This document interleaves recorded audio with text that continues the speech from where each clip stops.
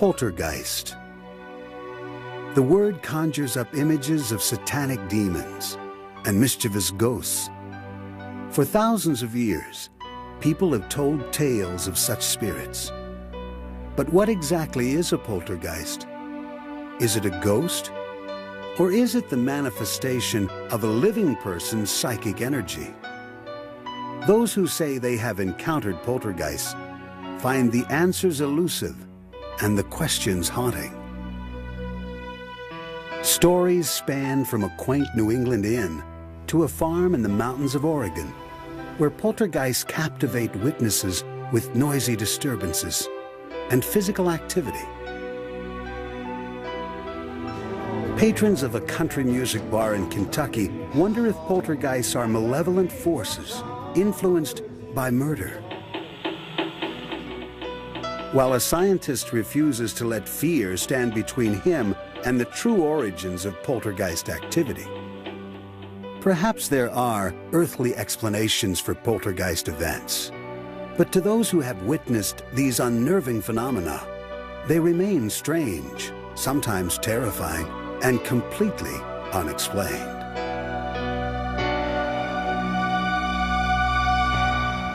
Johnstone's Inn lies in the countryside village of Ashland, Massachusetts, 30 miles southwest of Boston. It appears to be home to poltergeists, noises and movements that some think are caused by ghosts. It was here in March of 1976 that Robin Hicks' view of the world changed forever. The inn's attic used to contain apartments where Robin spent nights with his wife. On this night, they heard strange noises. And it was a little girl bouncing a ball. La la la la la la la la la la brrr, down the hall. And I ran out the door and down the stairs and all around the building and checked every door, and it was closed. A couple of days later, a friend of mine who was walking by said, is your niece here the other night? And I said, no, why? He said, well, I saw a little girl looking out your window. Robin's was not the only account of the mysterious appearance of a little girl. They used to talk about the little girl who danced, and you'd come in the morning, and it's an old building, so you'd hear things, and you'd think, you know, it's creaking. I mean, normally that's what you would think. Well, this one day, it wasn't creaking. I don't think so. It was like really tip, tip, tip, tip, tip, like that. You'd listen and you'd say, what is that? I guess it was a little girl dancing upstairs. The inn's owner at the time was beginning renovations. He noticed that doors, locked the night before, were found open the next morning. And lights, turned off, were later seen blazing in the dark. His staff was also encountering strange forces. One night after a busy night, all the waitresses were sitting around a table, and I was with them, and they were counting their tips and getting ready to go home. And the floors in the inn creak quite readily, especially when it's real quiet. You can hear it, and so when someone walks by you, you can hear the creak, and you get a little breeze that goes by. And we had that experience, but there was no one else in the restaurant but us, and they quickly gathered up their money and left that night. The staff at Johnstone's Inn began sharing their eerie stories of portentous encounters. My car was parked over there where that truck is parked. And I walked this way, and I glanced back up at the building just to see if there was anybody around. And I looked up at the window on the left-hand side, and I saw that greenish-white ball of light. And I went over to my car, and then drove up here, got out and glanced back up at the window, saw the light again, and then the light disappeared, and the room was dark. Some staff members claim to have had startling physical encounters with the spirit. Kitchen workers were relaxing one night when an unseen force startled them by levitating a pack of cigarettes and propelling it across the table. Similar stories of playful poltergeists began to flourish. Stories of lively forces mischievously pushing waitstaff in the basement, of the sounds of footsteps, of extinguished candles inexplicably relighting, and of the incessant strange apparitions. We would always close off this one particular room at one point in the night, and in that room I saw something go by the window, and it wasn't blurry or fuzzy or sheer as you would imagine a ghost to be. So I flung open the door and I said to what I thought would be a human, "Hey, what are you still doing in?" And before I could finish my sentence, I noticed there was nobody in there, and unfortunately I spun on my heel and got out of the room rather than enter it, because I know it's a friendly ghost. Not everyone would assume that the ghosts here were friendly. The inn's history, well known in the area, is steeped in murder and deception. Captain John Stone built the inn in 1832. His patrons were young railway workers with little else to do except drink and gamble. This often led to violence, and legend has it that Stone himself killed the traveling salesman during a card game and buried his body in the basement. Stone and the salesman are said to be two of the spirits who have haunted the inn ever since. The inn has seen its share of tragedies, including the deaths of two people who were killed on the nearby railroad tracks. One, a former manager, and the other, a little girl, both of whom are said to be haunting the inn. You know, instead of just calling them ghosts.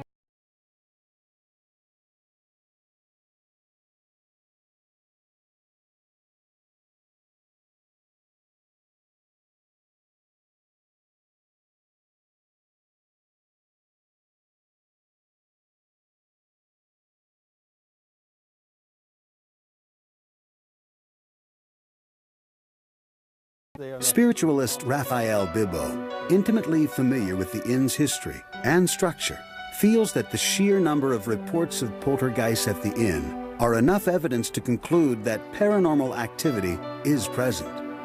And with so many people who have had these experiences, one cannot say that 75% of the public is paranoid or has got some problems with them, because there are a lot of credible people who have experienced, felt, seen, touched, and so you have to go on that basis that something must exist, something has to exist.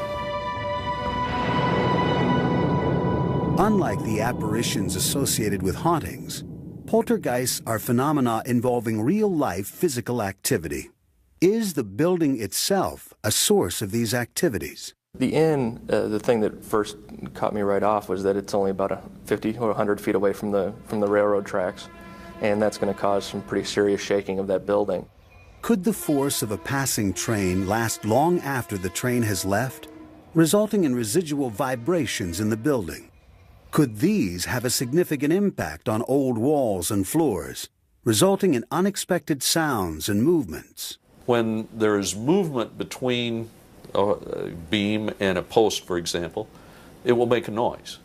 Also, as it expands and contracts, the boards sitting on top of the beams will creak, they'll make noises, there'll be noises like clunks and bangs and things like that that can easily be translated as footsteps. Local historians point out that there is nothing in their records indicating any kind of paranormal reports at the inn since it was built. Well, as you learn in stuff like this, there's so much hearsay. As far as the paranormal stuff, no, there are no written records in town of anything unusual, except possibly we look research where a young girl was killed by the train. That might be attributed to the ghost they talk about. Most of the people who visit or work at the inn are aware of its history of alleged hauntings and poltergeists. Are they simply misinterpreting a natural occurrence as a paranormal experience? When you do a magic trick, there is the way the trick goes in real life, and then there is the way that the people remember it. So when they remember something, it's much better than it ever was when it was performed. And it's the same type of thing, I believe, with sightings and paranormal activity like that. If you're in a receptive state of mind already to begin with, you will believe it. You will look for things and make connections that may or may not be there. Whether the poltergeists are real or not, one thing is certain. As long as the walls of John Stone's inn stand, the stories will never die. Many experts on paranormal events agree that children and adolescents can be magnets for poltergeist activity. Are children lightning rods for the paranormal? Frank and Jackie Walker raised their daughters Tara and Devin in a farmhouse in the Oregon mountains. The Walkers' home, nestled in Kings Valley, lies on property once owned by its namesake, Isaac King, who was found shot to death in his barn in 1866. And there are 3 stories. One, the newspaper announced that he had shot himself. But then another one said, well, no, it was an accident. And then the third one is that he was murdered by members of his family. No one knows. No one will ever know. Well-known local legend has it that King's ghost haunts the property on which the Walkers now live. As soon as they moved in, Tara and Devin immediately felt they were not alone in their new home. They sensed something immediately when we moved in. I remember Tara and Devin, Tara first, telling me that she heard things. She heard footsteps. And I just said, well, it's an older house. We had a new home before, and this is an older home, and there are noises that are unexplainable sometimes in older homes. But she said, Mom, I think there's somebody here because I hear footsteps. Devin, 7 years old at the time, told her parents that she also sensed an unknown presence. I just felt like someone was always watching me, and like I just noticed that doors were shutting, no one was there, things were creaking in the hall. It was just kind of spooky, and then all these other things started happening, and I just felt that there was something there. Her older sister, Tara, observed several strange events that led her to believe she and her family were surrounded by spirits. And I guess the reason I believe in ghosts because we moved here is because of all the strange happenings that have occurred. Doors slamming when no one's there, voices in the hallway when no one's there, footsteps when no one's there, stuff like that. Frank and Jackie dismissed these tales, concluding their daughters were anxious about their new surroundings. Then, one night, the parents experienced something unusual. During a dinner party, a guest uttered the word ghost. The TV came on, the water faucet started up in the kitchen full blast, and the cat food container was dumped in the middle of the utility room floor. We talked about it later, Frank and I, and we decided that we'd better listen to our children. The disruption seemed to be the work of an intelligent force with its own agenda. I remember my mom, she was getting mad at us because we were fighting over something. I can't remember what it was. We were fighting over the TV control or something. My mom said, go to your room, and when I went there, the door was locked to my room. The hinges were inside the door. There's no way anybody else locked it. My dad wasn't home. The mischievous actions of the poltergeist seemed to reveal a prankish sense of humor. One day, Frank discovered that a critical document he needed for work was missing. The Walkers searched the home and office frantically until it turned up in a very unlikely spot. It was stacked underneath 2 other boxes, and lo and behold, the report was on the top of that box. And none of us had taken it over there.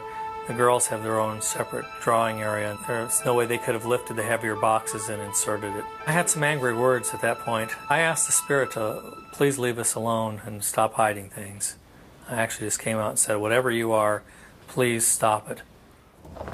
Frank's outburst appears to have transformed the poltergeist activity from mischievous to helpful. Suddenly, it was opening the gate at the farm's entrance for approaching cars and unlatching deadbolt locks on doors for Frank when he had forgotten his keys. And he asked my mom and my sister and me if we had opened it, and we said no. So we hope it's the ghost who answered it. We think it is. Still curious, Frank and Jackie called on ghost hunters Dave Esther and Sharon Gill. Dave and Sharon use an array of devices to collect evidence of the existence of ghosts. I believe in ghosts because I've seen them, I've heard them. They're real. You can measure. You can use physical instruments, scientific tests that can determine there's mass, there's energy, presence. Supernatural is not natural occurring. You can document it, measure it. Everybody thinks you need special equipment to do this, and that's absolutely not true. You can even use Polaroid. I got a couple that had different sort of swirls. Miss Jackie has gotten several like that as well. But that one particular day, behind her daughter standing in the office. There was a misty, it almost looked like it distorted the center of the picture. Dave and Sharon felt that the combination of photographic evidence, thermal readings, and the first-hand accounts were proof that a spirit was present. Because the idea of having a resident spirit was initially unsettling to the Walkers, Dave and Sharon talked with them about their concerns. They felt very comfortable with us. They started watching for things and noting things that were happening and realized that they were not malevolent in nature. They were being more protected than anything. Having spent years trying to quantify spirit activity and researching the history of paranormal outbursts, Dave and Sharon understand the potential connection between poltergeists and adolescence, something the girls find both comforting and exciting. According to the ghost hunters, at least I think that's what they said, is that kids can sense the entities better than grown-ups. Is there truly a relationship between poltergeist activity and adolescent children? The classic poltergeist is a center of funny physical happenings, particularly object movements and percussive sounds, you know, raps and whatnot. The center being around an individual, often an adolescent, but not always. It wouldn't be without parallel for a rather isolated family with several children to develop poltergeist phenomena. Now, whether the emotional state triggers it off at the beginning in some way, and then when it happens adds to it and feeds backwards and forwards, we don't know. But the emotional state is in the person who's seeing the things around which they are happening. I don't think it's got anything to do with spirits at all. Poltergeist researchers feel that the emotional turmoil of adolescence can generate enough psychic energy to trigger poltergeist activity. Psychologists argue that reports of poltergeists are simply people's misinterpretations of ambiguous situations. Possibly what is being taken as a poltergeist may indeed be a prank. In this case, where you have little girls, it seems to me that they started as a prank. They may even have started to believe in it themselves. It's the kind of game that you play, and you keep on doing it, and you get to a point where you kind of forget how it all started, and it takes on a life of its own. It doesn't seem unlikely that you might be able to convince your parents of the same. Phenomena that seems to be centered around adolescence seems to reflect adolescence itself. Here we have little prankster things happening, doors opening and closing. Objects that should be in one place are found in another. And we have to ask ourselves, is this really the action of a ghost or more of the action of the adolescent? Another explanation is more mundane. The plumbing is noisy. Old plumbing systems in particular, but plumbing systems in general, can transmit voices. It is not unusual for people in single-family homes, for people in one home, to hear voices of their neighbors coming through a plumbing system. There is also a scientific explanation for the strange way the Walker's Gate at the farm's entrance occasionally opens when a car approaches it. As the wind tries to go around a solid body like a car or a building or something like that, the wind sort of piles up behind it, and as it tries to go around, it speeds up. So if you drive up to something like a gate, the wind coming around the car will speed up, and that can put more force on the gate and cause the gate to have the appearance of opening up automatically. The Walkers still believe they are at the center of paranormal activity, and the girls, for their part, strongly defend their beliefs. I would say, if you think I'm nuts, then you can come over to our house and you'll think you're nuts too. Love, murder, and betrayal, major themes in country music, are also the key ingredients to an ongoing series of poltergeist reports at Bobby Mackey's Music World, a popular honky-tonk in Wilder, Kentucky, across the river from Cincinnati, Ohio. Country singer Bobby Mackey opened the club in 1978. His wife, Janet, pregnant at the time, was apprehensive about the move. When she first saw the building, she sensed a malevolent force. I was hesitant about even wanting a nightclub to begin with. But when I saw that door open by itself, that freaked me out. But when we got inside, the lights kept coming on and off by themselves, and I could hear people talking. Shortly after the Mackeys began renovation of the club, Janet claims she was physically attacked by a ladder.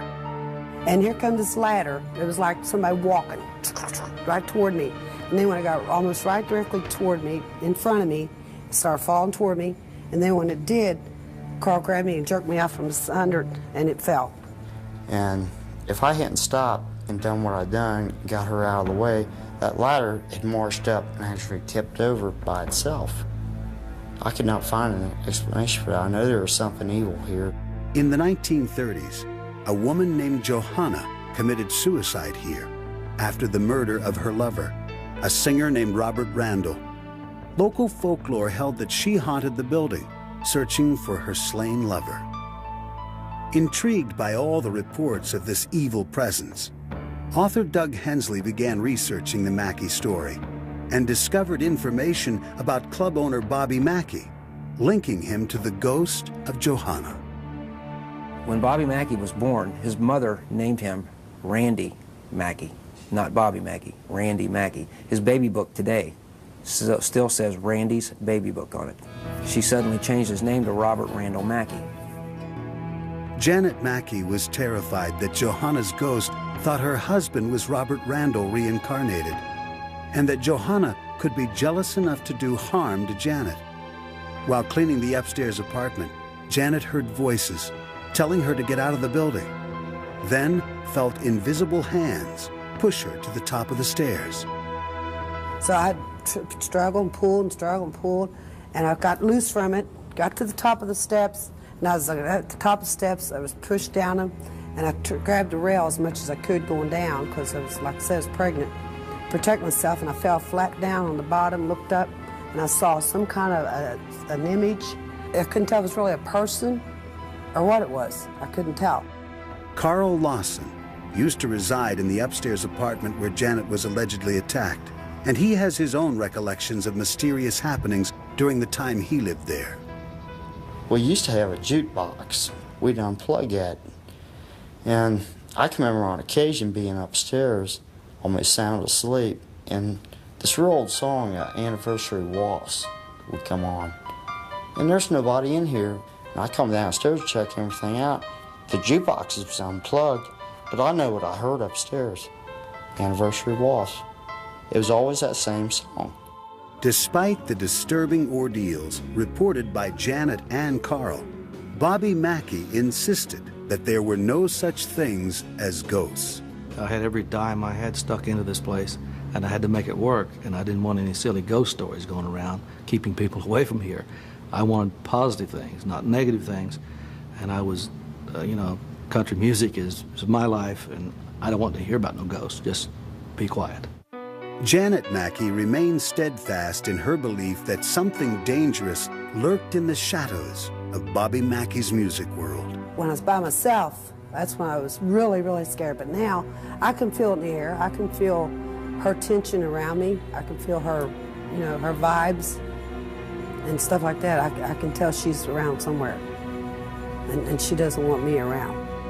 Inspired by Janet's obsession with the ghost, every night, Bobby performs his biggest country hit, Johanna.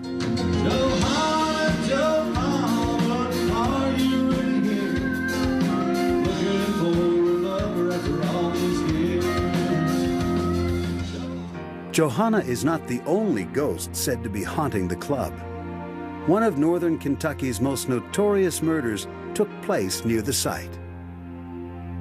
In 1896, two men, Alonzo Walling and Scott Jackson, killed Scott's pregnant girlfriend, Pearl Bryan. They allegedly buried Pearl's head in the basement well, perhaps hoping it would be washed out through the drain and into the nearby Licking River. Legend held that the ghosts of Alonzo, Scott, and Pearl could be heard walking and arguing throughout the club. Bobby Mackey's chief of security thinks he once heard one of their arguments while investigating a possible burglary with a fellow officer. Sensing voices coming from behind the stage, he moved in to see who was there. So the officer on the left got up on stage, went through the door. I came to the right, went through the other door. We checked. There's no one behind that stage. Ever vigilant for reports of the ghosts, Larry was on duty at Mackey's one night when local resident Rich Lawson came to dance. The night Rich unexpectedly became part of the legend. So I was tightening my collar clips up to make sure they would not come off on the dance floor. And I was just humming and singing. I was just real hyper and real primed and ready to dance. And a garbage can right beside the wash basin was sitting there, and it took violently off and slammed right up against the partition wall of the commode. And I turned around real violently, wondering who's gaming with me or what's going to happen. What Rich saw shocked him. There before him stood the image of a man, dressed in clothes from the turn of the century, complete with handlebar mustache. He never hit me, never punched me or nothing. But the bathroom was so hot, I was just trying to gasp for breath, and I was trying to get out of this bathroom, and I made it to the hallway in the bathroom. And I just got so weak, and I went completely unconscious. Larry Hornsby heard the commotion and found Rich's near lifeless form on the floor. When Rich awoke, he was terrified. He said he seen a figure of a man wearing a big trench coat, like back in the old days, a mustache. When shown photos of Alonzo Walling, Rich recognized him as the man he had just seen. Even more frightening, he recognized the face of someone else in a photo of Alonzo and Scott's hanging. On the gallows in 1897, there's a judge and a preacher. I take my hat off, I resemble that preacher standing on the gallows holding the Bible. Though Rich continued to be haunted by his experience, and he is aware of some kind of danger at Bobby Mackey's, he refuses to back down. I got this feeling that the evil here wants me away. I'm intruding on them or something like that, and they're trying to push me away. I'm not going to leave, because I love country music, and Bobby Mackey's a great country music singer, and I'm a danceaholic. I love to dance. While Rich thought he was a target of malicious intent, Larry Hornsby felt it was his destiny to help save Rich and the others at Bobby Mackey's from Alonzo's angry ghost. So what my theory is, he wants me out of here. He'll do anything possible to get me out of here. But, like I said, he's evil, I'm good, and we're battling each other. Janet Mackey, however, was certain that strange occurrences at Bobby Mackey's Music World targeted her and her alone. I think it's a personal thing. I really do. Nothing's ever happened to Bobby. Nothing's ever happened to my children. It's just me. As far as family, Other people, yeah. But I'm talking family. Nothing's happened to my girls. Nothing's happened to him. It's just happened to me. So therefore, I feel that they're just after me. The regulars at Bobby Mackey's all felt that they were part of a struggle between good and evil, and they turned to a psychic to confront the evil poltergeist.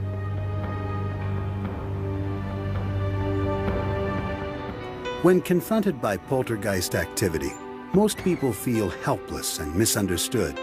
For people at Bobby Mackey's Music World in Wilder, Kentucky, the battle had become intensely personal, and they turned to a psychic for help. I was born with psychic abilities and with the gift of healing. I have clairvoyance, which means that I can see visions or images, and I can hear spirit talking to me, which is clairaudience. Bodine claims to have established contact with 4 major ghosts: the 2 pregnant women, Johanna and Pearl Bryant, and Pearl's killers, Alonzo Walling and Scott Jackson. Echo's first visit was particularly unnerving for Janet Mackey. We were sitting in the casino room, which is now the bull room, and she looked at me and she goes, I see Johanna behind you. And I thought I would die. I said, now you gotta be kidding me, right? No. She's standing right behind you. 3 years after that terrifying first visit, Echo is still able to converse with the ghosts at Bobby Mackey's. We're going to go talk to Scott and Pearl, see if they'll go too. And even if they don't, I think you should just let Alonzo take you by the hand and take you over to the other side with him, okay?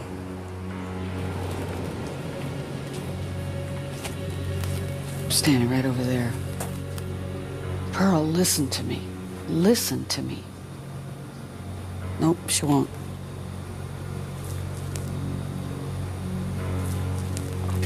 Scott, can you listen?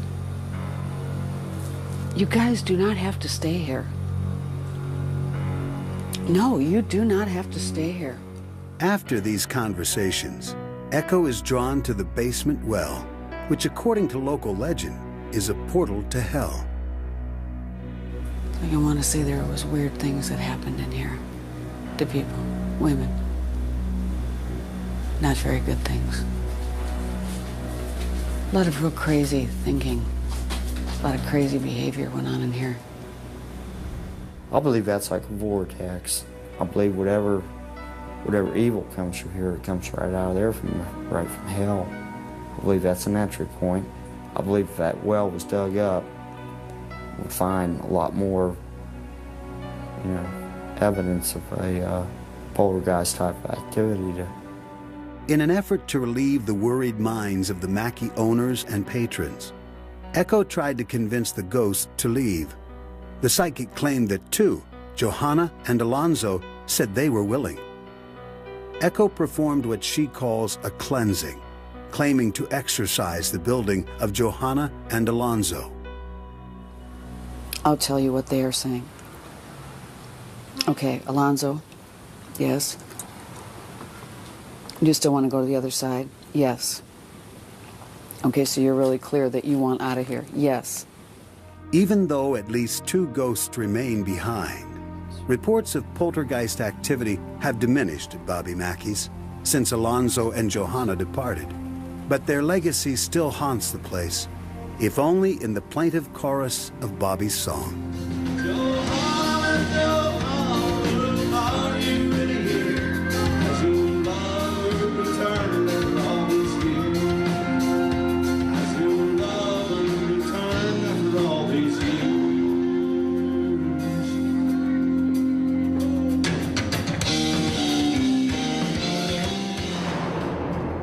What do the people who report poltergeists at Bobby Mackey's have in common? It sounds as if there were 3 different personalities reacting to the same stimuli. They each had a different agenda, but they were all in a mental state to attract poltergeist activity. Most people do not realize how powerful their emotions are. And our emotions create energy fields around us all the time. I think that what is called poltergeist activity is, most of the time, spirits interacting with people on the earth. Psychologists note that people's emotions and perspectives can produce delusions, not demons. You have to look at the background of the people having these experiences. A security guard that has that responsibility is going to feel a personal obligation to rid a ghost or a poltergeist from the premises. It's his job. He's a security officer. It's not just the ghost is after anyone, but I have a link. I have a special relationship with this ghost. And that just makes you look for more evidence of the same. It's almost acting like a delusion. Throughout this case, you have this notion that everyone is involved in this in an important way. So in a sense, it's a story about people asserting their self-importance. Even Echo Bodine acknowledges that poltergeist activity can be psychologically motivated. People need some attention, yeah. Oh yes, you can go into a home and people will say, oh, the ghost is doing this to me and this to me and this to me. And you walk around the house and there's absolutely no ghost there at all. But it's maybe her only way to get her husband's attention, or the child's only way to get attention from their parents. So what we do is we just say there is no ghost here. Another explanation for the supposed poltergeist activity could be the building itself. This building, though, is set up very nicely to hear sounds from a long distance away. The very large open pit in the basement opens into a drain under the railroad and over to the river. This drain provides a very nice path for sounds to come in.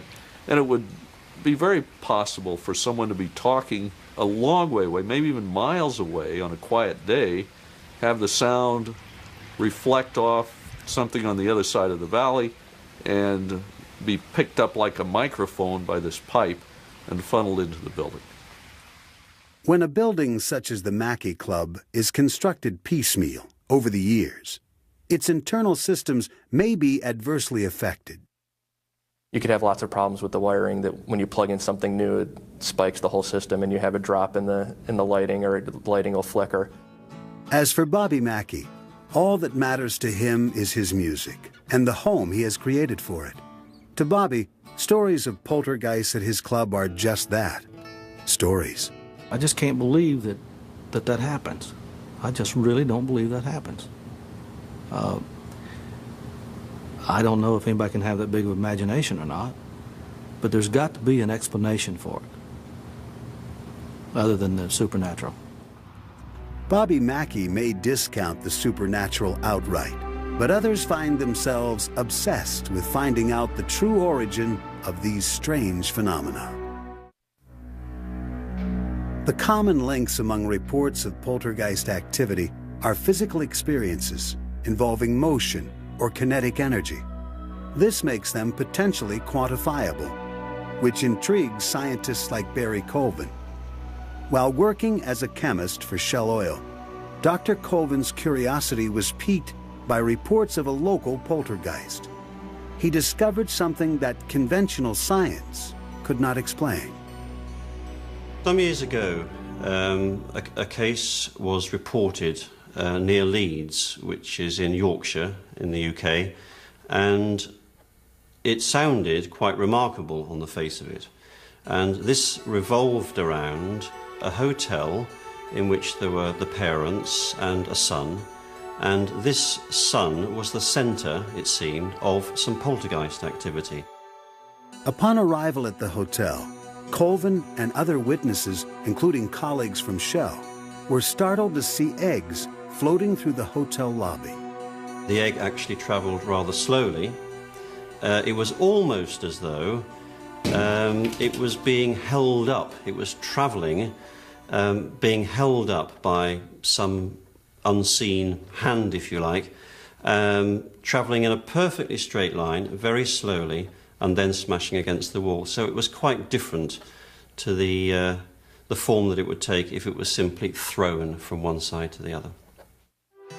Colvin began exploring other reported poltergeist incidents. In a Yorkshire home, Colvin encountered strange rapping noises, which appeared to be efforts to communicate by a spirit called Eric.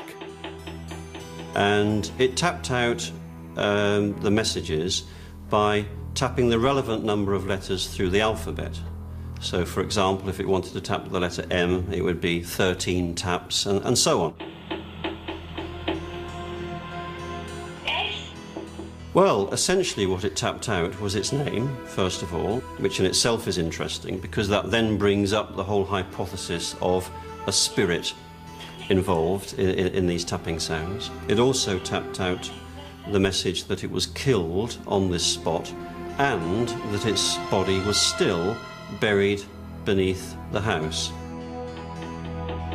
Though denied a permit to dig for the body, Dr. Colvin was nevertheless convinced there was a poltergeist, because Eric's rappings were strongly linked to the presence of one specific living person. We never, I think it's fair to say, we never had any activity at all from Eric when the girl was not present. Either Eric was a person and he is using the focus of this young girl to make himself known, is one interpretation. The other interpretation would be that since the force is objective and one cannot argue with that, that here we have a force which may be generated in the mind of possibly the girl, the mother, the two of them together, and simply they are generating a story of Eric for some unknown psychological reason. Colvin has just begun to scratch the surface, but to him, science must clearly broaden its boundaries to describe physical forces that are now beyond its understanding. Psychologists Alan Gould and Tony Cornell agree that the witnesses, or as they call them, agents, have a strong role in the type of interaction with the poltergeists. There have been one or two poltergeists in which there have been communicative rappings, and the raps have spelled out all sorts of messages as from mysterious entities. And they've actually made the same spelling mistakes that the person around whom the thing's centre makes. So clearly the intelligence was the intelligence of the poltergeist agent. The complexity of the Eric case drew Dr. Colvin away from his work as a chemist at Shell to his new line of work, poltergeist research. There's an awful lot that can be done in terms of instrumentation. I am myself getting very involved in modern, very up-to-date equipment, which I believe may well lead us down the path to scientifically explaining what is going on. And I know that others working in other parts of the world are looking down this road of sophisticated instrumentation to determine something about the poltergeist force. Dr. Colvin founded the Poltergeist Research Institute, a group of international scientists whom he hand-picked to investigate poltergeist activity. Never mind, I can come over straight away. All right, I'm on my way. Thanks. But being realistic, things generally occur one day and they could be gone in a week's time. And what we do generally these days is that in such a case, I have an aircraft and we simply, if we think it's worthwhile, we either get a local person to investigate and report back to us as soon as possible, or if it looks promising enough, we simply step into the plane and we go. And within generally an hour or 2 hours, we're there on the spot. Using a combination of scientific instrumentation, research, and a fine-tuned instinct, Dr. Colvin and the members of the Poltergeist Research Institute hope that one day poltergeist forces will be as familiar to scientists as the wind, physics, even electricity.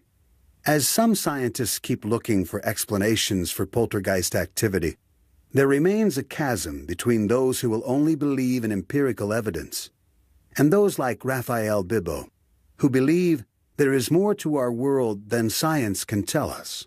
Spirits exist as well as we exist. It's interdimensional. They're here with us. And the only way you're going to deal with it is just like if I'm talking to you, you talk to them. And yeah, you're going to have pranksters. You're going to have people that can harm you. They can harm from that side as well as you can harm me. So it's just like a human being, except they don't have a physical body. And how can you account for fax machines or radio or television? You can have 4 or 5 televisions or radios in the same room and everything is coming in on a different channel. And they're all pure, okay? How can you explain that and think that the mind is any less capable of these miracles?